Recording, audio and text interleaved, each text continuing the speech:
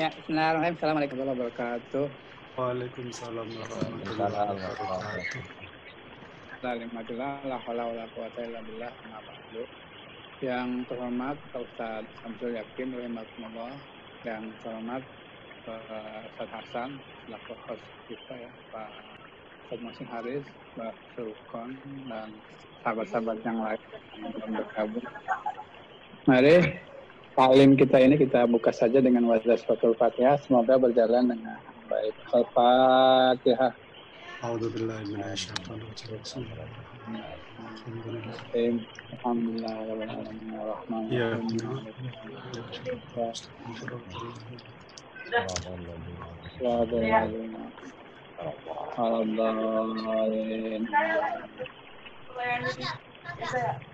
Waktu kita mungkin sekitar 40 menit. Oleh karena itu langsung saja waktu sepenuhnya kita serahkan kepada Pak Ustadz Samsul Yakin. Pada beliau dipersilahkan tadi. Terima kasih. Tolong yang lain di mute dulu.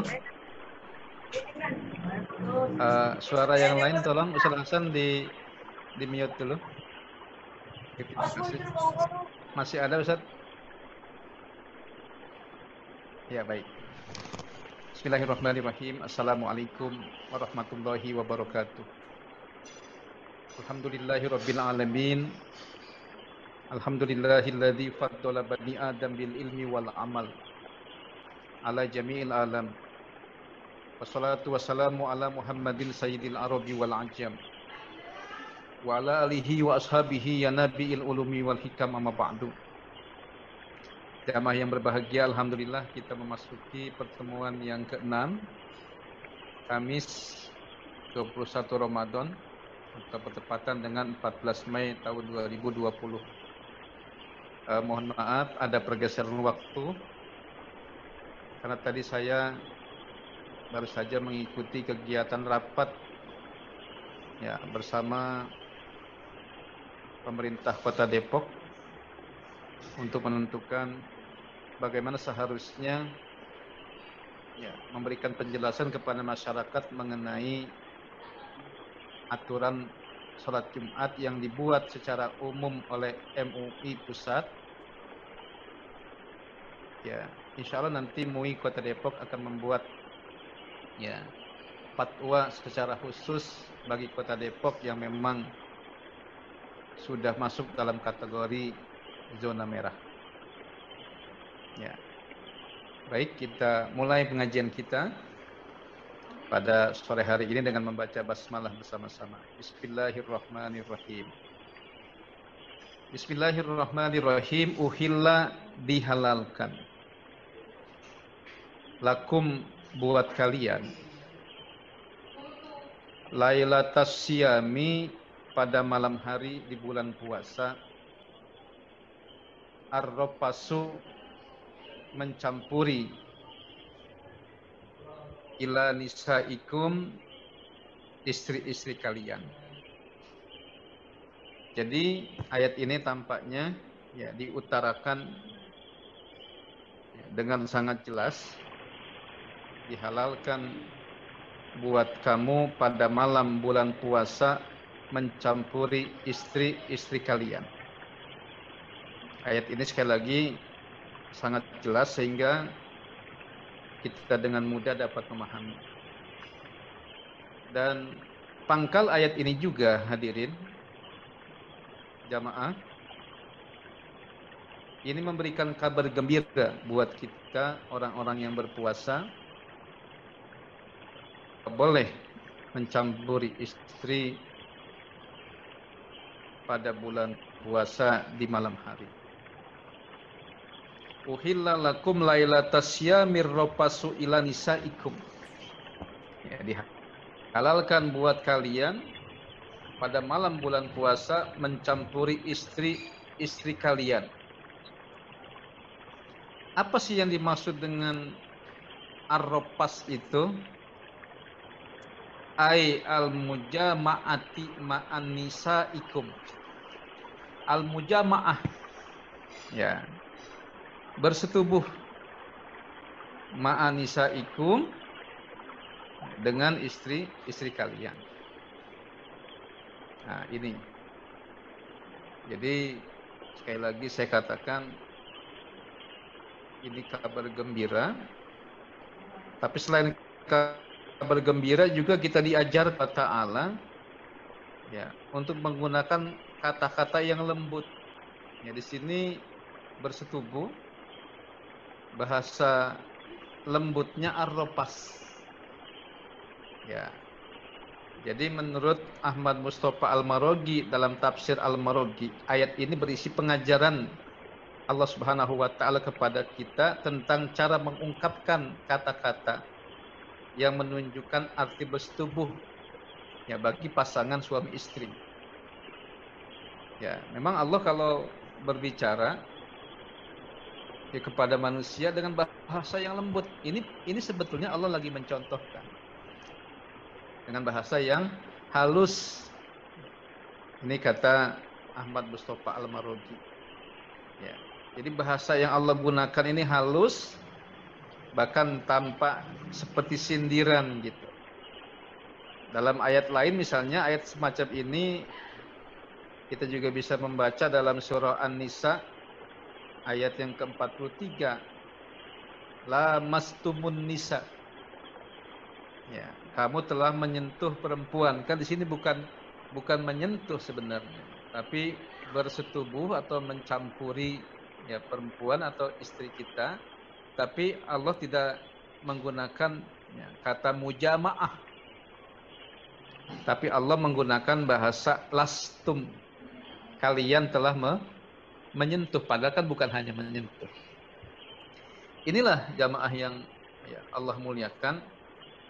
Betapa Allah Subhanahu wa taala memberikan satu pengajaran kepada kita dengan bahasa yang lembut, dengan bahasa, ya, yang santun, dengan bahasa yang mungkin hanya berupa sindiran saja. Uhilla lakum lailatas syamir rafasu ila nisaikum ai al mujama'ati ma'an nisaikum. Qalal al-mufassiruna para ahli tafsir qala, mereka berkata,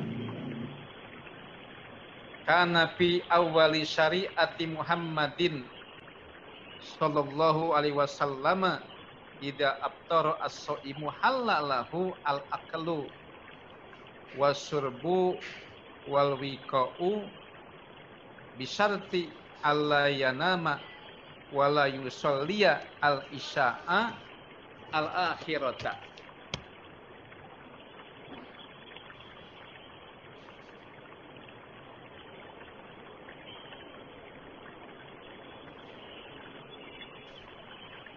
Ya, saya ulangi. Ya. Ayat ini kata para, ya, ahli tafsir, ya, terkait dengan masa-masa awal, ya, syariat atau hukum yang berlaku yang dibawa oleh Nabi kita Nabi Muhammad sallallahu alaihi wasallam, di mana idza aftara as-shaimu, ya, apabila orang yang berpuasa berbuka, halalahu al-aqlu, halal ini halal, halalahu al-aqlu, halal baginya makan, wasyurbu minum, wal wiqa'u dan bersetubuh, ya, bisyarti dengan syarat Alayanama, belum tidur.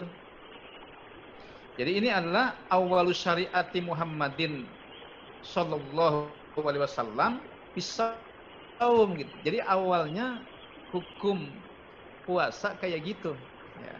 Jadi boleh makan, boleh minum dan boleh bersetubuh ya. Dengan syarat belum tidur. Jadi kalau habis buka tidur itu nggak boleh, kira-kira begitu. Wala yusolliya al-isya al-akhirata. Dan belum sholat ya isya al-akhirata, yang akhir. Maksudnya isya itu sholat terakhir ya. Jadi dia belum sholat isya. Jadi kalau dia tidur, dia tidak boleh makan lagi. Dan dia juga tidak boleh minum dan tidak boleh bersetubuh. Atau dia sholat isya. Sesudah sholat isya, ya, pada hukum pertama puasa ini yang sudah ya dimansuh, dihapus sekarang, nggak boleh lagi makan, nggak boleh lagi minum dan tidak boleh bersetubuh.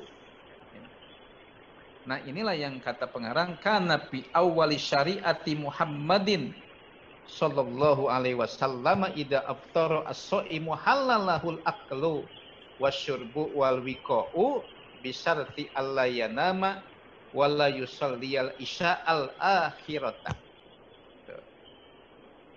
Ya, ini dia. Awalnya kayak gini. Faida, maka apabila fa'ala ahaduhuma, seseorang ya mengerjakan salah satunya, bi'an nama misalnya tidur, au sholat al-isya'a ya, atau sholat isya, hurrima alaihi hadhil asya'u, maka makan, minum, bersetubuh, hurrima, diharamkan ya, ya diharamkan. Hadil asya itu makan, minum, bersetubuh, ini hurima alaihi, diharamkan baginya, nggak boleh gitu. Sampai kapan? Ilal lailatil qabilati, sampai malam berikutnya. Berat banget ini syariat awal tentang puasa, dan kita baru tahu ya karena membaca ini gitu. Ya kalau sekarang kan tidak begitu. Coba kalau syariah awal puasa diterapkan sekarang, habis isya nggak boleh makan, habis isya nggak boleh minum, habis isya misalnya nggak boleh bersetubuh, repot kan? Maka turunlah ayat ini, uhilla lakum lailatas syamir rafasu illa nisaikum. Atau misalnya ya habis maghrib atau habis isya kita tidur, kemudian 1 jam lagi bangun, itu udah nggak boleh makan, nggak boleh minum, nggak boleh juga bersetubuh. Nah ini ya, inilah yang kata pengarang, idza abtara as-shaimu halalahu al-aklu wasyurbu wal wiqa'u bisyarti alla yanama wala yusalliya al-isya al-akhirata. Fa idza fa'ala ahaduhuma, apabila dia melakukan salah satunya, bi annama aw shalla al-isya, ya dengan dia tidur atau dia sholat isya, hurrima alaihi hadhil asya'u, maka semua itu hurrima, diharamkan, alaihi baginya, ilal lailatil qabilati, sampai malam berikutnya ya, itu baru boleh, baru ketemu buka lagi dia. Nah ini ya, bahwa ko'a ya Umar bin Khattabi ahlahu ba'da sholatil isya'i. Nah ini cerita nih, bahwa ko'a, dan telah menyetubuhi. Siapa yang menyetubuhi? Umar bin Khattabi, Umar bin Khattab. Kalau gak ada wawunya dibaca Umar, kalau ada wawunya dibaca Amr. Ini karena gak ada wawunya di setelah huruf ro, maka kita baca Umar. Umar bin Khattabi ya. Jadi Umar satu hari mensetubuhi ahlahu, istrinya. Di sini ahla ini bukan keluarga, kan tidak masuk akal kalau yang disetubuhi ini ahlahu ini adalah keluarga, tapi yang dimaksud adalah istrinya. Ba'da salatil isya'i, sesudah salat isya, ya, falamma maka ketika igtasala ia telah mandi, akhadha ya beki, ia menangis. Ya. Wa yalumu nafsahu, dan menyesali dirinya. Karena apa? Karena dia ingat bahwa enggak boleh bersetubuh dengan istri sesudah salat isya. Nah, Umar ini melakukan. Lalu Umar kemudian ingat bahwa ini adalah tidak boleh.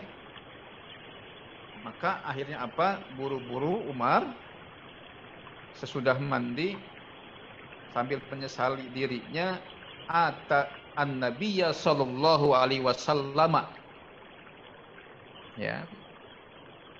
Ata an-nabiyya, ia mendatangi Nabi.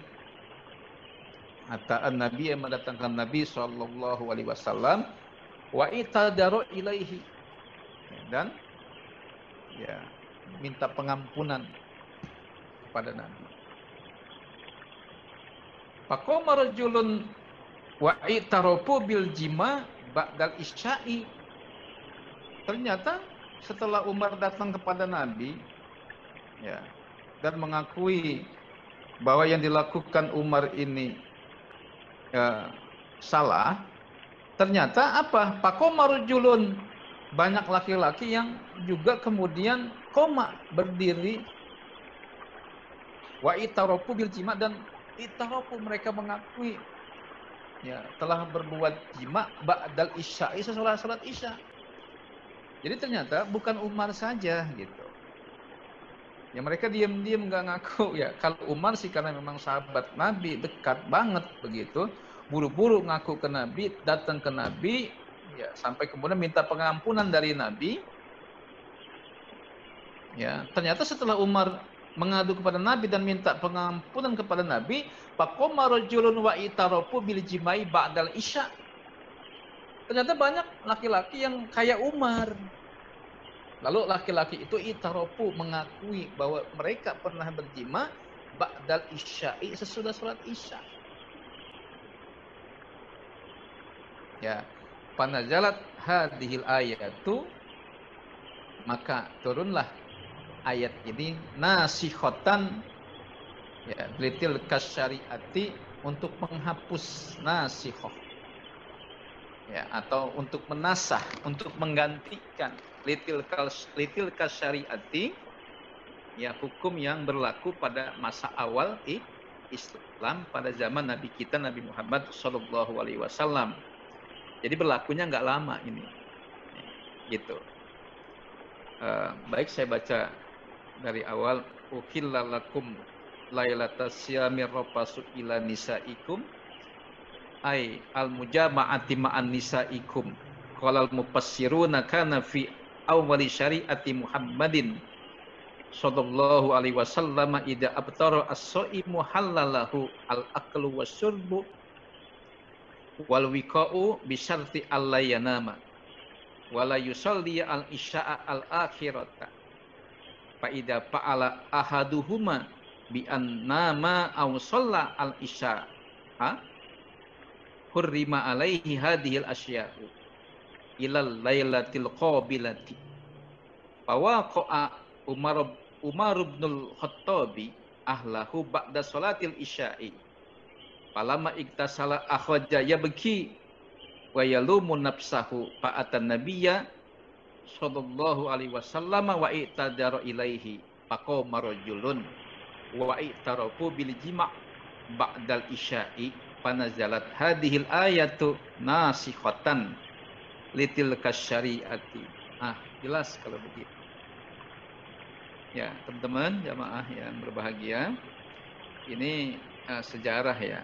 Ini yang disebut dengan tarikh tasyri', sejarah jurisprudensi Islam, sejarah lahirnya hukum Islam. Jadi memang, ya, kita dapat mengetahui bahwa hukum puasa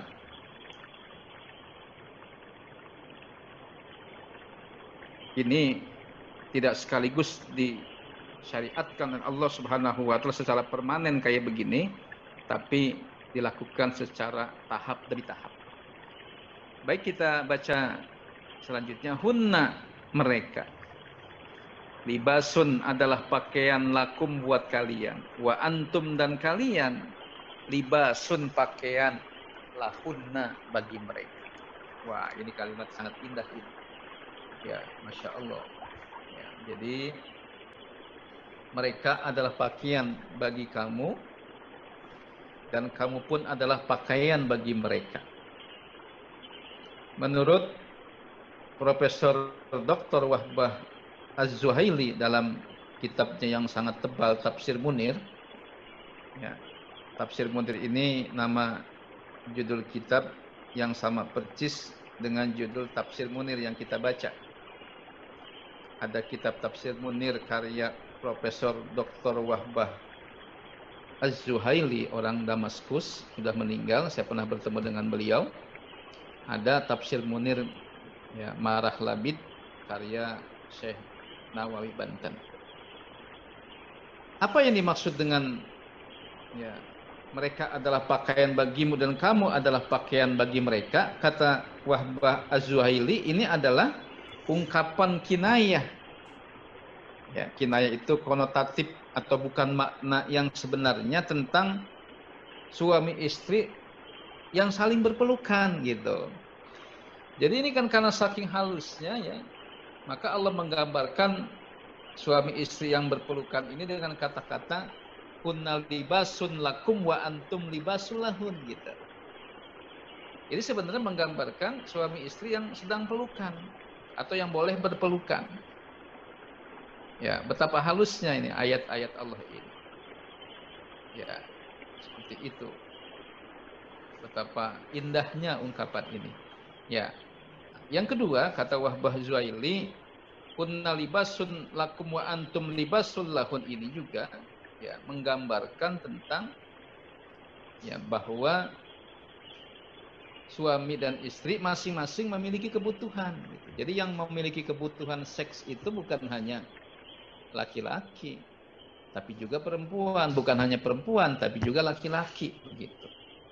Tapi diungkapkan dengan bahasa yang sangat agung, dengan bahasa yang sangat lembut, dengan bahasa yang sangat estetis, ya, indah. Kunna libasul lakum wa antum libasul lakum. Nah, ini Masya Allah. Kita jadi gembira ya, senang betul ini karena mendapatkan ya pelajaran tentang ayat-ayat kinayah atau ayat-ayat yang bermakna konotatif, bukan makna sebenarnya. Kalau kita belajar lebih lanjut, sebenarnya ya, di dalam Al-Quran ini menurut Profesor Dr. Wahbah Az-Zuhaili terdapat ya 71 ayat yang kita sebut kinayah. Jadi ada 71 ayat konotatif yang bukan makna sebenarnya. Lalu ada lagi yang berpendapat, misalnya Muhammad Ali As-Sobuni dalam tafsir Sofwatut Tafasir, beliau mengatakan kinayah dalam Al-Quran itu ada 64. Jadi kalau ulama lain mengatakan ada 71, ulama yang lain ada mengatakan 64 ya, kalimat atau kata yang mengandung kinayah. Nah, salah satunya ini yang kita sedang pelajari. Kunna libasul lakum wa antum libasul lakum. Hada, susunan kalimat ini mubayyinun bisababi ihlalil iqa'i wa huwa su'ubatu ijtinabihinna wa satri ahadihima al-akhira anil fujur. Ya. Apa maksudnya ini? Ayat ini mubayyinun, menjelaskan ya lisababi ihlalil wuqu'i, mengenai latar belakang halalnya bersetubuh. Ya.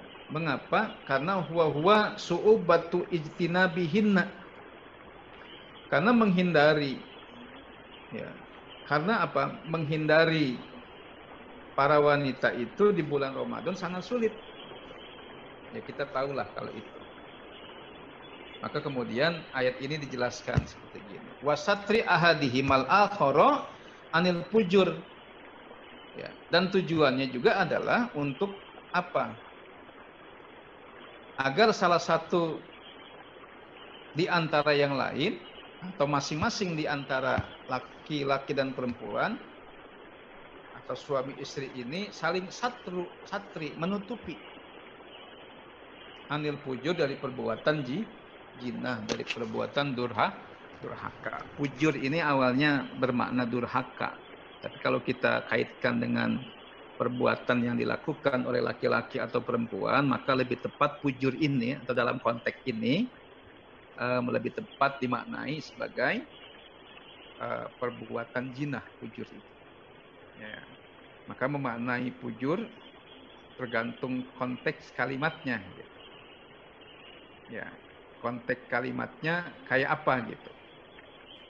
Nah ini, ya jamaah, ya yang mulia, mudah-mudahan ini kita ya bisa memahaminya. Kita lanjutkan. Ya. Nanti pada pukul tinggal 10 menit lagi waktu kita. Ya. Kita punya waktu sekitar 40 menit. Tapi jadi sudah kita lalui, mungkin tinggal 10 menit lagi kali ya. Nah, baik. Nah, kita tidak, atau saya buka dulu pertanyaan deh sampai di sini. Ya, saya buka dulu pertanyaan sampai di sini sebelum saya lanjutkan. Alimallahu annakum kuntum tahtanuna anfusakum.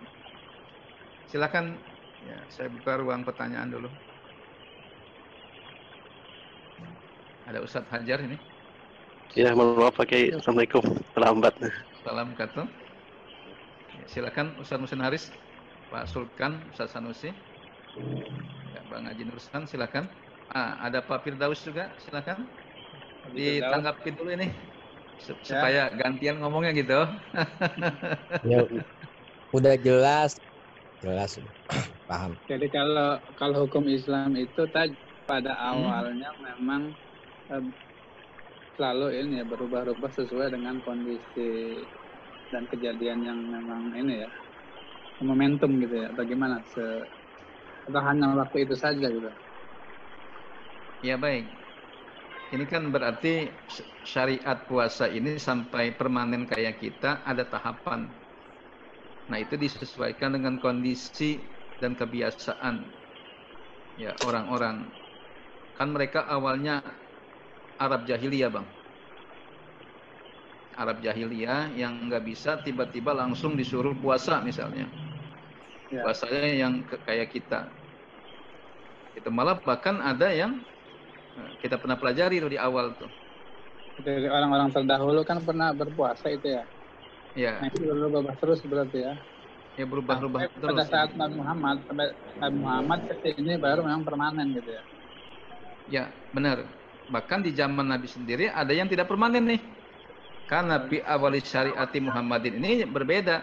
Kalau zaman Nabi di awal-awalnya kan nggak boleh makan dan minum serta bersetubuh setelah sholat isya. Ya. Atau nggak boleh makan dan minum bersetubuh setelah tidur. Kalau sekarang makan boleh. Jadi zaman Nabi aja di awal-awal Nabi ya mensyariatkan ini udah ada perubahan begitu. Yang kemudian akhirnya membuat Allah menurunkan uhilla lakum lailatas syamir rafasu ila nisaikum gitu. Ya dasar perubahan itu memang dari kejadian-kejadian yang banyak ya, dari kasus-kasus yang memang betul mayoritas gitu kan. Iya, nah tadi contohnya Umar kan ngaku sendiri. Ternyata setelah Umar ngaku, yang lain pada ngaku gitu. Ternyata ya, banyak kan? Gitu kan. Ya, jadi banyak kok ternyata kan. Tadi kan disebutkan tuh. Iya, makanya jadilah itu hukum kan gitu ya. Iya, jadilah hukum yang sekarang sih udah permanen. Nah, jangan ngocol memang. Kita bilang Kita mentang-mentang udah ngaji nih kita bilang udah sholat isya nggak boleh makan lagi. Udah sholat isya nggak boleh minum, nggak boleh bersetubuh, atau udah tidur nggak boleh makan atau nggak boleh minum kan begitu. Nah itu hanya berlaku fi awwali syariati, ya pada ya syariat ya di awal-awal gitu. Kalau sekarang udah enggak. Nah inilah yang disebut dengan ilmu nasih wal mansuh. Jadi dalam ilmu tafsir ada yang namanya ilmu nasih wal mansuh. Nasih itu yang menghapus, mansuh yang dihapus. Dalam studi tafsir ada istilah sendiri itu. Namanya ilmu nasih wal mansuh. Iya. Seperti itu. Yang lain silakan Pak Sultan, Pak Firdaus. Tuan khotib kita ini alhamdulillah udah hadir.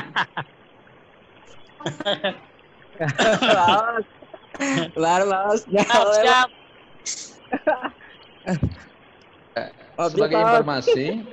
Sebagai informasi saya sudah nge-share naskah khutbah ini di grup ya. Sudah saya share bagi yang akan jadi khotib di rumah masing-masing. Ya, sekaligus imam ya. Ya mau nggak mau kita harus jadi khotib dan imam kan. Di rumah masing-masing jadi khotib. Kesimpulan akhirnya kita sholat Id di rumah ya. Nah, saya sampaikan tadi saya rapat dengan wali kota, rapat dengan ya Kejari, Kemenag, kemudian juga dengan Dandim, Kapolres, dan stakeholder di pemerintah daerah. Mereka mendesak ya, agar MUI Kota Depok segera membuat fatwa ya dilarangnya menyelenggarakan sholat Idul Fitri di masjid-masjid. Ini ditujukan untuk mempertegas fatwa MUI pusat yang menyatakan bagi daerah ya yang tidak terdampak ya COVID-19 atau bukan zona merah, maka dia boleh mengadakan. Nah, kalau MUI pusat kan umum dia bicaranya kan. Nah, tinggal kita di daerah ini yang yang menerjemahkannya dan membuat fatwa turunan sesuai dengan kondisi di Kota Depok. Di Kota Depok itu sebagai informasi, kota ya yang paling tinggi kasus COVID-19 dibanding dengan kota-kota yang ada di Jawa Barat. Itu akhirnya ya, maka insya Allah besok ya saya dengan teman-teman di MUI membuat semacam naskah atau rumusan fatwa yang dalam 2-3 hari mudah-mudahan sudah bisa disampaikan di masyarakat. Dan ada kabar gembira juga, MUI Depok akan memberikan bagaimana kaifiyah menyelenggarakan sholat Idul Fitri di rumah. Ada kaifiyahnya, sudah dibuat, tinggal diedarkan. Dan khutbah Idul Fitri saya yang buat, insya Allah sudah siap dan juga nanti akan diedarkan. Semacam itu Bang Haji Dursan. Ya, terima kasih. Karena mana yang lain? Dan semua harus jadi khotib ini besok. Iya, jadi deg-degan ini Mas. Kalau jadi imam biasa. Ya. Kalau jadi imam sih biasa kita. Khotibnya nggak biasa ya. Gimana kalau saya lanjutkan sedikit lagi nih? Ya, silakan. Ya, 5 menit lagi ya. Waktu tinggal 2 menit. Oh, tidak bisa. Ternyata waktu kita tinggal 2 menit saja. Ya, ini yang saya sampaikan, mudah-mudahan dimengerti. Dan mudah-mudahan kita sudah siap lahir batin untuk tidak sholat Idul Fitri di masjid. Gitu. Karena memang ya, ini pemerintah mohon betul, minta betul kepada majelis ulama agar membuat fatwa. Sekarang saya mau katakan begini nih, sebelum ditutup, anjuran untuk ya beribadah di rumah, ya ini rasanya lebih mudah kita sampaikan kepada masyarakat karena beribadah di rumah ini persoalan budaya. Persoalan agama, maaf. Tapi ketika sudah ngelarang misalnya atau ngasih tahu nggak boleh orang sholat Idul Fitri ya di masjid, ini sudah menyangkut masalah budaya.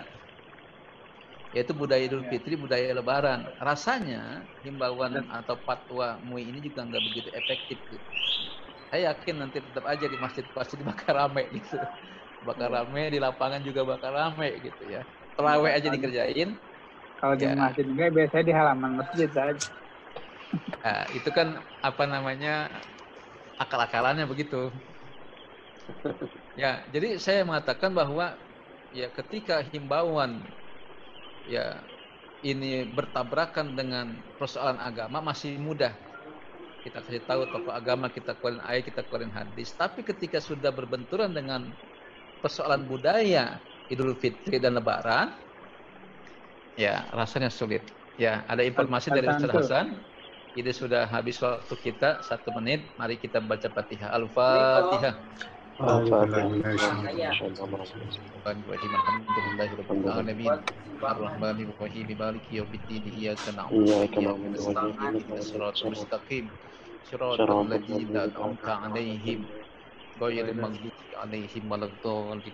Mudah-mudahan Fatihah kita membuat kita sehat, kita selamat dan hidup dalam keadaan berkah. Amin ya rabbal alamin. Terima kasih Pak Ketua, terima kasih juga host kita, dan terima kasih jamaah yang lain. Ya, billahi taufiq wal hidayah. Wassalamualaikum warahmatullahi wabarakatuh.